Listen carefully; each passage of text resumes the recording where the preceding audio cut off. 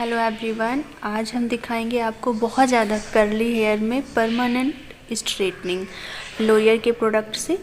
तो चलिए वीडियो को स्टार्ट करते हैं। यहाँ पे थोड़ी लाइट कम थी तो इसलिए दिखाई कम दे रहा था। तो जब भी आपको कोई भी हेयर में कोई भी प्रोसेस करना हो, कुछ भी करना हो, तो आपका बाल बहुत अच्छे से क्लीन होना चाहिए। आपको पार्लर में ही क्लीन कराना है। तुरंत क्लाइंट कितना भी कहे वो क्लीन किया है, पर आपको शैम्पू कराना है। यहाँ पे मैंने 2 बार बहुत अच्छी तरीके से शैम्पू किया है।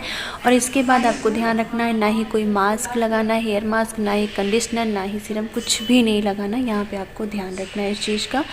जब भी आपको ड्रायर करना हो पहले टॉवेल ड्राई ज़रूर करें, फिर उसके बाद आपको नॉर्मल पे, फिर जाके हीट पे रखें। डायरेक्ट हीट पे नहीं करना चाहिए, इससे बाल आपके बहुत ज़्यादा रफ़ हो जाते हैं। ठीक है, ये चीज़ का आपको ध्यान रखना है। अब ये बाल हमारे इनके इस तरीके से बाल हैं, ये जो आप देख सकती हैं। क्योंकि मैंने फ़ोटो नहीं ली हुई है, जो फ़ोटो मैंने ली हुई थी वो कुछ डिलीट हो गई हैं, तो इस वजह से अभी आप देख सकती हैं कि इनके ऐसे बाल हैं। ये मेरी क्लाइंट है, इनके इस तरीके से बाल हैं, काफ़ी कर्ली हैं। और उसके साथ क्या है कि काफ़ी रफ़ हैं, बहुत ज़्यादा रफ़ है बाल। तो यहाँ पे जब ड्रायर करने के बाद आप यहाँ पे थोड़ा थोड़ा स्ट्रेट करेंगे, यानी बहुत ज़्यादा इसमें आपको मेहनत नहीं करनी, पर आपके बाल थोड़े सीधे हो जाएंगे। तो क्रीम जो एप्लीकेशन करेंगे, स्ट्रेटनिंग क्रीम, वो बहुत अच्छे से पूरे बालों में अप्लाई होगी। तो जब भी आपको अगर इस तरीके के बालों में स्ट्रेटनिंग करनी हो तो एक बार आप हेयर वॉश करवाने के बाद स्ट्रेट करके तब जो है स्ट्रेटनिंग क्रीम अप्लाई करें। ठीक है, तो यहाँ पे पतला पतला सेक्शन लेकर, आप इसको मोटा मोटा सेक्शन लेकर भी कर सकते हैं। बस यहाँ पे टोटल ये है कि आपकी क्रीम अच्छे से अप्लाई हो, इसलिए आपको यहाँ पे स्ट्रेट करना है। ओके, तो अब हम लोग जो कर रहे हैं वो अपने हाथों में ग्लव्स पहन लें और जो है अच्छी तरीके से पूरा सावधानी के साथ करें। किसी को इसकी बहुत ज़्यादा स्मेल जो होती है वो अच्छी नहीं होती, तो वो मास्क लगा भी लें।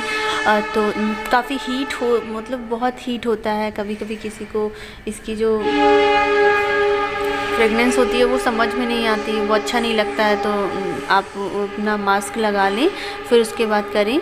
जिन लोगों को प्रॉब्लम होती है, एक जो हेयर रिमूविंग क्रीम होती है उसी तरीके से इसकी महक होती है। ठीक है, तो वो चीज़ वो आपके ऊपर डिपेंड करता है कि आप कैसे मैनेज करते हो। और यहाँ पे आपको बहुत पतला पतला सेक्शन लेना है। क्रीम को आपको स्कैल्प में नहीं लगाना है, नहीं तो आपके बाल जो है कुछ दिनों बाद वो झड़ने लगते हैं, आपको पता नहीं चलेगा। आप सोचोगे स्ट्रेटनिंग कराई इसलिए, पर वो रीज़न यही होता है। बहुत सारे लोगों को ये नहीं पता होता है कि मतलब स्ट्रेटनिंग तो करवा लेते हैं लेकिन बाद में बाल झड़ने लगता है। तो कुछ रीज़न होते हैं जिसके कारण उनके बाल झड़ते हैं। तो यहाँ पे डरने वाली कोई बात नहीं है। काफ़ी जैसे हमारा ब्लीच एक्टिवेटर काफ़ी हार्ड होता है, तो हम वहाँ पे जो है हाथों से नहीं करते हैं, कुछ लगा के करते हैं। उसी तरीके से ये भी बहुत ज़्यादा हार्ड होता है। ब्लीच तो एक्टिवेटर कुछ भी नहीं है इसके सामने, ये बहुत ज़्यादा हार्ड होता है। इसलिए यहाँ पे ग्लव्स पहनना बहुत ज़्यादा कंपलसरी है, ये आप मान के चलिए कि बहुत ज़रूरी है। तो इसी तरीके से पतला पतला सेक्शन लेकर आपको ध्यान रखना है कि इसको स्ट्रेट ही रखना है। बहुत ज़्यादा क्लाइंट को इधर उधर मूवमेंट नहीं करना है, हेड नहीं हिलाना है, नहीं तो बाल क्या होते हैं कि अभी जब बहुत ज़्यादा मूवमेंट होती है बालों में तो फिर बाल एक शेप लेने लगते हैं। तो ये चीज़ का बहुत ज़्यादा ध्यान रखें। और पतला पतला सेक्शन लेकर जितना हो सके आपके साथ जितना लोग हेल्प करने वाले हों उतना ही अच्छा होता है। और ये चीज़ अकेले बिल्कुल भी ना करें, क्योंकि अकेले करने से आपके बाल पूरी तरीके से ख़राब हो जाएंगे, क्योंकि अकेले आप मैनेज ही नहीं कर पाओगे। ठीक है, स्ट्रेटनिंग में इतना समय लगता है और फिर बिल्कुल भी नहीं कर सकते हो, तो अकेले संभव नहीं है स्ट्रेटनिंग, परमानेंट स्ट्रेटनिंग। कम से कम 2 लोग तो होने ही चाहिए। बस पतला पतला सेक्शन लेकर आपके पूरे बालों में लगा लेना है। पूरे बालों में लगाने के बाद आपको चेक करना है। चेक करने का जो सबसे आसान तरीका मैं बता रही हूँ वो ये है कि अपने जो कंघा कॉम्ब होता है, पीछे वाला हिस्सा, टिल कॉम्ब जो होते हैं, उनके पीछे वाले हिस्से में आपको कुछ 1 से 2 बाल लपेटना है। ऐसे नहीं घुमाना, जैसे आप कर्लिंग करते हैं उस तरीके से घुमा दीजिए और फिर उनको पूरा निकालिए। अगर वो अपनी शेप में है, जैसे रोल की तरह अगर वो हैं, तो समझ लीजिए कि इसका बॉन्ड टूट चुका है। और अगर आप उसका वो फिर से शेप वही ले लेता है जो पहले था, स्ट्रेट हो जाता है जैसे था, मूवमेंट कर रहा है बाल, तो आप समझ जाइए कि अभी आपका बॉन्ड नहीं टूटा है। और जो वर्जिन हेयर होते हैं उन बालों में कम से कम 40 मिनट तक तो समय लगता ही लगता है। तो लेकिन फिर भी आप चेक करते रहें, क्योंकि जैसे बहुत रफ़ बाल होते हैं और बहुत थिक बाल होते हैं तो उसमें थोड़ा सा समय लगता है। तो जैसे इसमें लगभग लग गया था 1 घंटा मतलब इसका बॉन्ड टूटने में आगे पीछे टोटल।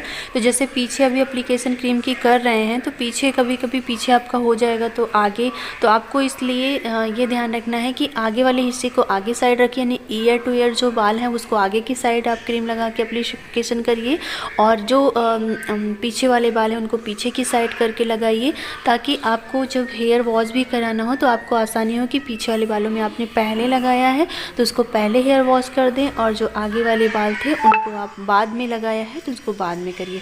हाँ, अगर आप 4 लोग मिलकर क्रीम लगा रहे हो तब आप किसी भी डायरेक्शन में बालों को रखिए, कोई फ़र्क नहीं, क्योंकि उतने ही समय में आप सब लोग उतना वर्क कर रहे हो तो उतने समय में क्रीम एप्लीकेशन हो जाता है।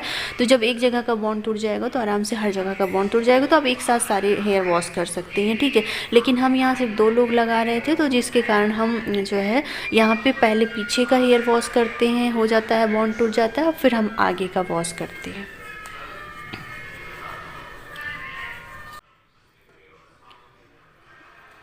तो ये लॉरियल का एक्सटेंसो एक्स्ट्रा रेसिस्टेंट हेयर है, जो ये उन बालों के लिए है जिनकी बाल में हाइलाइटिंग, रिबॉन्डिंग या पहले से नहीं हुई है कोई चीज़, और कुछ नहीं, कोई कलर नहीं है, तो ये हीना लगाती थी। जब भी आपको स्ट्रेटनिंग कराना हो हमेशा ध्यान रखें कि 1-2 महीना पहले कलर लगाना छोड़ दें, क्योंकि कलर रहता है तो जल्दी आपका बॉन्ड नहीं टूटता है।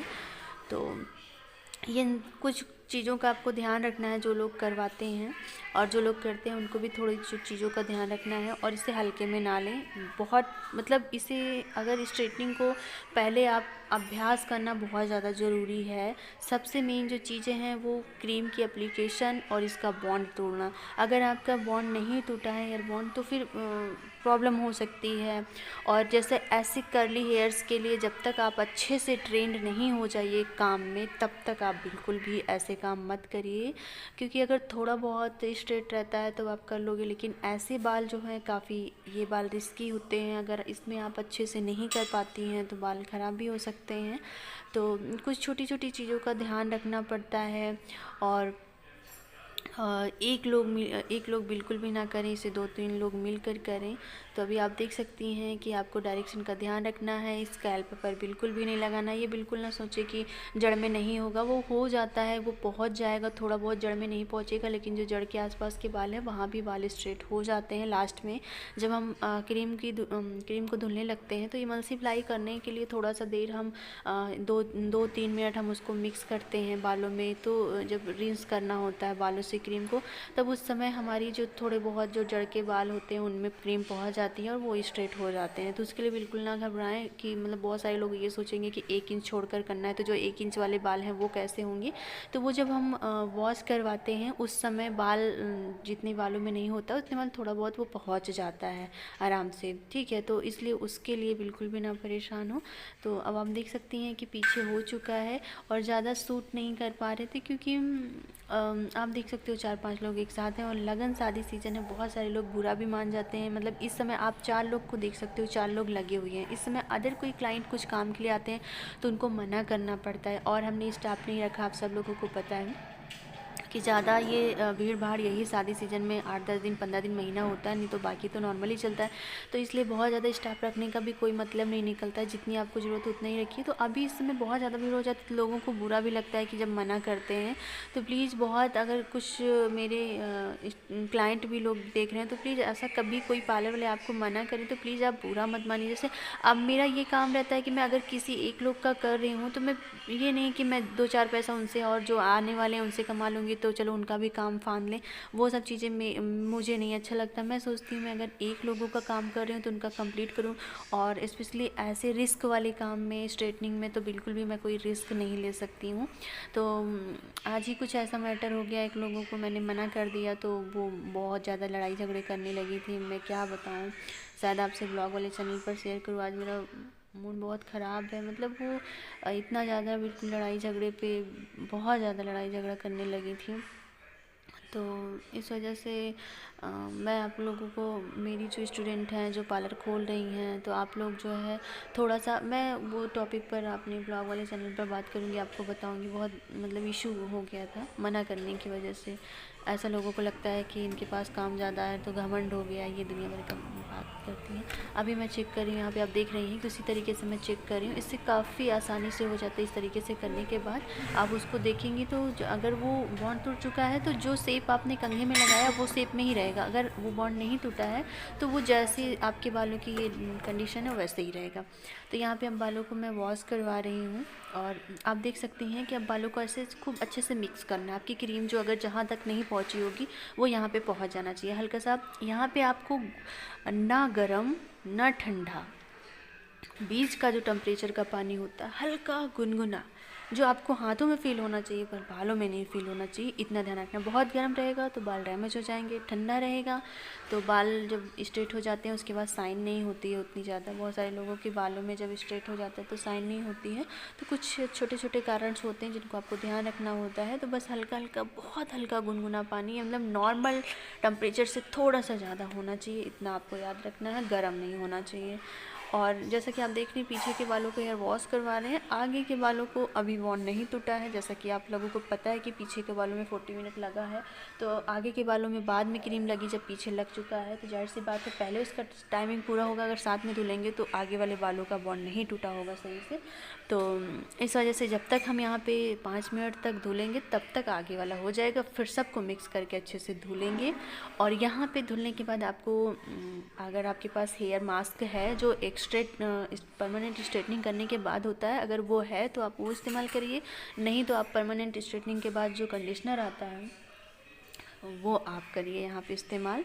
अब ऐसे कोई प्रोडक्ट नहीं इस्तेमाल करने हैं जो आप नॉर्मल है, अब नॉर्मल नहीं बल्कि जो परमानेंट स्ट्रेटनिंग होता है उसके बाद के जो प्रोडक्ट लगाए जाते हैं वो ही आपको भी यहाँ पे इस्तेमाल करना है। शैम्पू वगैरह बिल्कुल भी नहीं, सिर्फ प्लेन पानी से, सादे पानी से ही आपको वॉश करना है। और ये वीडियो कल की है, आज की नहीं है। अभी कुछ टाइम नहीं मिल रहा है तो इस वजह से मैं कल वीडियो नहीं अपलोड कर पाई। कल तो बहुत ज़्यादा थक गई थी, कम से कम इसको करने में 6 घंटे लग गए थे और बीच में 1 घंटे के लिए लाइट 1.5 घंटे लेकर चली गई थी तो बहुत प्रॉब्लम हो गई थी। क्योंकि ये इन्वर्टर से ये सब स्ट्रेटनिंग मशीन वगैरह नहीं चलती हैं, लाइट से ही चलती हैं। लाइट 1 घंटे के लिए बीच में कट गई थी पूरी तरह से। जल्दी वैसे लाइट जाती नहीं, पर इत्तेफाक था कि कल कट गई थी और कल ज़रूरत भी थी। ऐसा होता है, आप सब लोगों के साथ भी होता होगा। तो 1.5 घंटा मान के चलिए कि हम लोगों का वैसे गया। और ये जो है यदि आई हुई थी लगभग 1-12:30 के आसपास आ गई थी और ये गई थी रात को 8:30 बजे।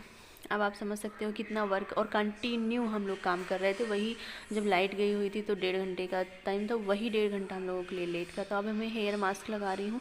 इस हेयर मास्क को लगा के 5 मिनट बाद बस आपको ध्यान ये रखना है कि आपकी जो क्रीम लगी हुई है स्ट्रेटनिंग की वो बहुत अच्छे से निकलनी चाहिए। अगर वो नहीं निकलेगी, वो निकलने का मतलब है कि अब कम निकल गई, कम से कम 5 से 10 मिनट तक आपको अच्छे से वॉश करते रहना है। और जो क्रीम की स्मेल होती है वो निकल जानी चाहिए बालों से। वो आपको ऐसा लगना चाहिए कि हाँ इसमें से कोई भी स्मेल आ नहीं रही है, तो आप समझिए कि हाँ क्रीम निकल चुकी है। फिर आपको मास्क लगाकर 5 मिनट के लिए छोड़ देना है। स्कैल्प में नहीं लगाना है मास्क, सिर्फ आपको लेंथ पर लगानी है, ठीक है। और फिर उसके बाद जो है मास्क लग भी जाता है तो कोई दिक्कत नहीं, लेकिन मास्क का जो काम होता है वो आपके बालों पर होता है, ना कि स्कैल्प पर होता है। ओके, तो इस तरीके से आपको 5 मिनट के लिए छोड़ देना है। 5 मिनट के बाद आपको नॉर्मल प्लेन वाटर से क्लीन करवाना है। फिर आपको टॉवल ड्राई करना है। फिर आपको नॉर्मल कूल ड्रायर करना है, हीट नहीं करना है। हीट करना है तो पहले तो फ्रेंड्स टॉवल ड्राई करने के बाद मतलब डायरेक्ट आपको ड्रायर नहीं, जब बालों से पानी निकलता रहता है तब आपको ड्रायर नहीं चलाना रहता। आपको जो पानी निकल रहे हैं उसको सुखाना टॉवल से बहुत ज़्यादा ज़रूरी है। और इससे सुखाने के बाद फिर आपको ड्रायर करना है। ड्रायर करने के बाद जब 90% बाल आपके सूख जाएं, 10% ही नमी आपके बालों में बचे, तब आपको स्ट्रेटनर करना है।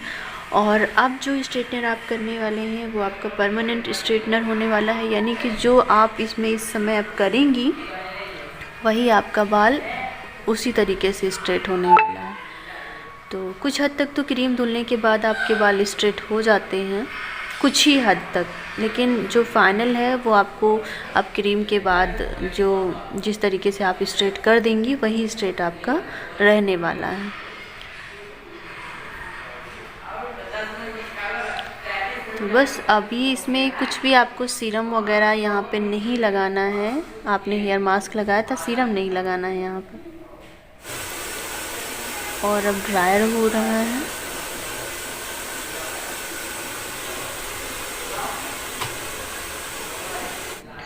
ड्रायर होने के बाद अब आप देख सकती हैं कि ये थोड़ा थोड़ा लेकर आपको, बहुत थोड़ा थोड़ा लेकर आपको स्ट्रेट करना है। अब ये जो स्ट्रेट हो रहे हैं, ये स्ट्रेटनिंग आपकी परमानेंट स्ट्रेटनिंग होने वाली है।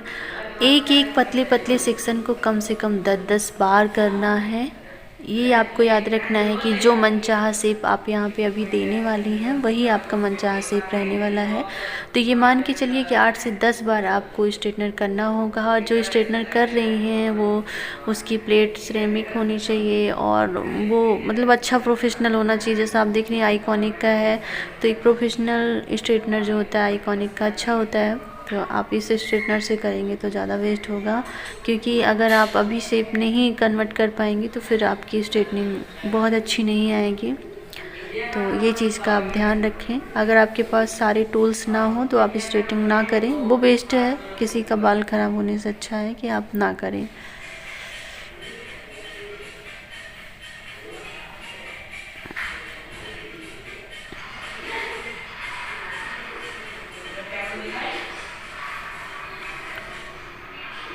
देख सकती हैं आप, जड़ से भी आपको अच्छे से स्ट्रेट करना है। जड़ के पास आपको काफ़ी फास्ट करना है, नीचे आते ही आप स्लो भी हो सकती हैं, पर जब जड़ के पास करिए तो आप मतलब काफ़ी फास्ट करिए, ताकि स्कैल्प में किसी भी तरीके का कोई प्रॉब्लम ना हो या क्लाइंट जले नहीं। क्योंकि स्पेशली ये मशीन तो काफ़ी हीट होती है, इसका टेम्परेचर 210-220 है अभी इस समय। फुल है यानी कि काफ़ी अगर थिन बाल होता तो हम फुल नहीं रखते, लेकिन काफ़ी थिक बाल है, काफ़ी मोटे बाल हैं, काफ़ी रफ़ है, काफ़ी कर्ली हैं, जैसे कि आप देख रही हैं। बताने की कोई ख़ास ज़रूरत नहीं है, आप खुद देख रही हैं। उसके हिसाब से जितनी मशीन हीट होगी उतना ही अच्छा होगा ऐसे बालों के लिए।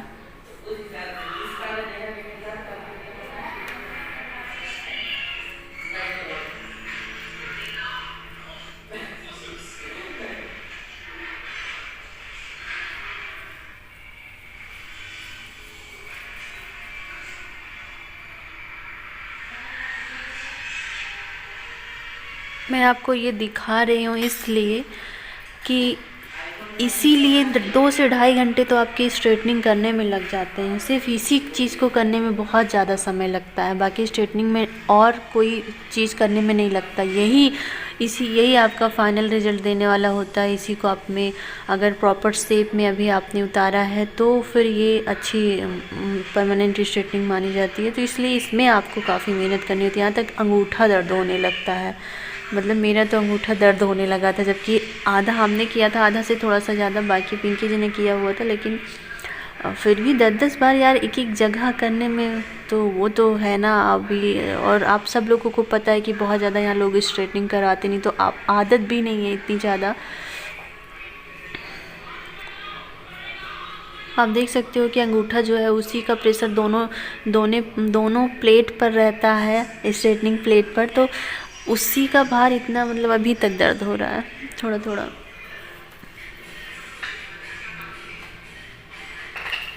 बालों की कंडीशन तो आप लोग देख ही रही हैं। मैं ये आपको दिखा रही हूँ कि ये हो रहा था, तब जाके ये शेप में आ रहा था बाल। देख सकती हैं।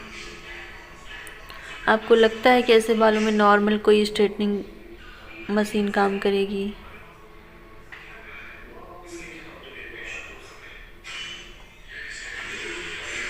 एक साइड हो चुका है स्ट्रेट, अब दूसरी साइड कर रहे हैं, इधर पिंकी जी करेंगी, फिर थोड़ा बहुत हम करेंगे। इस तरह से ये फाइनल होने वाला है। इस तरीके से थोड़ा बारी बारी से करेंगे। अगर आपके पास 2 मशीन है तो आप 2 लोग कर रहे हैं तो 2 लोग कर सकती हैं। और फाइनल होने के बाद आप देख सकती हैं बाल जो नीचे ऊपर थे, और नीचे के बाल 2 मुँहें भी बहुत ज़्यादा थे, पर मैंने ज़्यादा लेंथ नहीं निकाली। जो घटे बड़े बाल थे बस उसी को प्रॉपर शेप में दिया, स्ट्रेट कटिंग। अब यहाँ पे जो क्लाइंट आपके चाहें स्ट्रेट, वी, यू, वो आप शेप दे सकती है। मैं थोड़ा सा राउंड में दी हुई हूँ, बस जो बालों की जो ज़रूरत थी बस वही की हुई है। लेंथ बिल्कुल भी नहीं काटा है। और आप देख सकती हैं टोटल ये स्ट्रेट करने के बाद आया है। अब इसके ऊपर हम लगाएंगे न्यूट्रलाइज़र। कैसे लगाएंगे? जैसे हमने स्ट्रेटनिंग क्रीम लगाई थी। बस इसमें आपको एक चीज़ ध्यान रखोगा, आपका क्लाइंट बिल्कुल भी सर इधर से उधर नहीं करे। और ये न्यूट्रलाइज़र को आपको 15 से 20 मिनट लगाना है, फिर नॉर्मल वाटर से वॉश कर देना है। और उसके बाद आप ये देख सकती हैं। मिलते हैं नेक्स्ट वीडियो में।